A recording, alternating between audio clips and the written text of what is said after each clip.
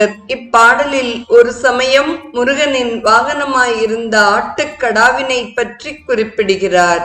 இது குறித்து ஒரு புராண கதை உள்ளது.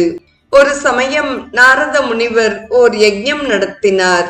அப்போது பயங்கரமான ஒரு ஆட்டுக்கடா அங்கே தோன்றியது.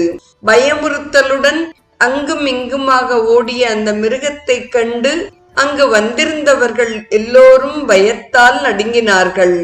தேவர்கள் எல்லோருமாக சேர்ந்து அந்த கொடிய விலங்கினை அடக்க முருகனை வேண்டினார்கள். முருகன் வீரபாகுவை அழைத்து அந்த ஆட்டினை கொண்டு வரச் சொன்னான். அந்த ஆட்டுக்கடா வந்ததும் குமரன் அதன் மீது அமர்ந்து மகிழ்ச்சி அடைந்தான். சிறிது நேரத்தில் அந்த ஆடு அமைதியாக நின்றது. முருகன் அதனை தன் வாகனமாக்கிக் கொண்டான். இந்த வரலாற்றை அருணகிரிநாத பெருமான் அவசியமுன் என்று தொடங்கும் திருமுருகன் பூண்டி திருப்புகழ் பாடலில் நினைவு கூறுகிறார். அடக்குவேன் என்ற சபதத்துடன் ஆட்டுக்கடாவை அடக்கி அதன் மீது அமர்ந்து சவாரி செய்தவனே முருகன் என்கிறார் அருணகிரிநாதர்.